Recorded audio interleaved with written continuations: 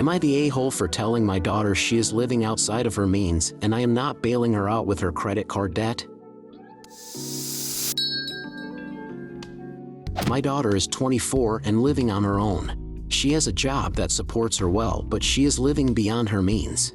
I have told her so many times to cut back and even offered to help make a budgeting plan. Every time she tells me she knows what she is doing. I got a call from her and she is $3,000 in credit card debt and was panicking since she didn't have enough to make the minimum payment. She asked me to lend her the money to bail her out. I told her I want to see her transactions of the credit card. I was going to help her if she was doing essential purchases. She wasn't. It mostly consisted on Amazon shopping, eating out, and clothes stores. I told her I will not bail her out of that debt since she is living beyond her means. I also brought up that she is planning a vacation that she can't afford. Instead, I told her that I will help her make a budget and it will suck for a few months, but we probably fix her debt. She got pissed at me and this started an argument. I won't bail her out and she thinks I am a huge jerk. I told her it's her own fault for living outside of her means and a few sandwiches would drastically cut down on what she spends. Info: what did you teach your kid about budgeting and money management when she was a kid and a brand new adult? I got my first bank account that I was really in charge of at 15. My first credit card when I was 16. My mom sat down with me and talked about how to budget and balance my checkbook and how I should treat credit. Convenience purchases that I could pay off when I got my statement were okay as long as I kept track of them, and I should use it to buy agreed-on things like my textbooks so I could just get it done and my parents would pay me back after. But otherwise, I shouldn't really be using it. If I didn't have access to cash and needed it for an emergency, that was okay as long as I rewrote my budget to pay it off as soon as I reasonably could.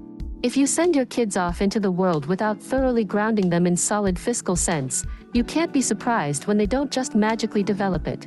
If you teach them and they decide you're silly in your caution and YOLO, then that's on them. I've taught all my kids how to manage money. She was fine in college. The problem started when she was earning adult money. I haven't touched their money since they have turned 18. She knows how to do it. She did it in college just fine. Not the a-hole. Your daughter needs to learn, apparently the hard way, that she must be more responsible with her money. In the long run, it will be a good thing if she does, although she will have some big problems before she gets there. She is an adult, but still acting like a teenager. Credit card debt is a major trap for some people, as you have pointed out to her. It will take next to forever to repay that debt by making only the minimum payment, even if she cuts up the card and doesn't use it at all from now on. You offered to help her budget and she apparently thinks you will still bail her out, but I urge you not to, unless she actually cancels the account and cuts up the card. Sometimes a credit card is as bad as drug addiction. If she messes up her credit score, the card issuer will radically decrease her spending limit and begin to charge her a very high interest rate on purchases she makes from then on. The only way she can avoid those charges is not to use the card any further. And she will not be able to get another card because that will go on her credit report. It might take her a while to get the message and to make her believe it, but if that's what it takes, that's what it takes. I see no reason to bail her out. Now or later, she messed around and will find out. Not the a-hole. This absolutely needs to be nipped in the bud. She needs to know the cold, hard pain of her as hitting the ground so that she associates that result with this kind of irresponsible behavior. If you bail her out, she will go on living as if there is always a comfortable cushion to land on, as if the trouble always disappears into thin air and isn't to be taken seriously. Some people live decades like this, getting into deeper and deeper ruts, never growing as people, leading small, miserable lives while financially ruining their parents. It's not good for anyone involved. Am I the a-hole for ignoring a crying baby, with its mother present, in a restaurant and continuing to enjoy my dessert? A few days back I was out for dinner with two friends. And is pregnant currently, 17 weeks. Kim is married for 3 years and currently desperately trying to get pregnant. Because N is pregnant, Kim cannot stand the idea of not being pregnant yet, and that is all she can think or talk about. Though it doesn't interest me much, as someone who doesn't plan on ever having children, I happen to have developed a good tolerance for pregnancy child-related topics because all my friends are either pregnant or parents. During dinner they spoke only about pregnancies and childbirth, where I was hoping to catch up on other topics. I couldn't get them to talk about anything else, despite politely and subtly trying to change the topic several times. But as I understand that these topics interest them more right now, I very politely contributed to the conversation where I could, otherwise I let them talk as they pleased. A baby started crying in our vicinity and kept crying for a while even though the mother tried to calm it down. It didn't seem hurt in any way, it seemed to be a normal cry for a baby. I noticed it start crying because it was loud and then didn't notice it anymore. I know it was crying because that's what my friends kept talking about, but I tuned it out and went back to savoring my dessert. The crying was like background noise to me. But then my friends notice how I'm enjoying my dessert and not contributing to their conversation about how sad they feel for the baby and how it's making their heart ache. As in, they were having some sort of physical reaction to the baby crying. I tell them that I don't hear the baby cry anymore. They asked me if I had a hearing issue, so I explained how it was like background noise to me after the first 10 seconds. Both of them looked at me in horror and pity. Kim told me that it is good I don't plan on having children because I'm heartless and that my baby would be unlucky to be my baby. And said that she pities me that I'll never know the feeling that they both had.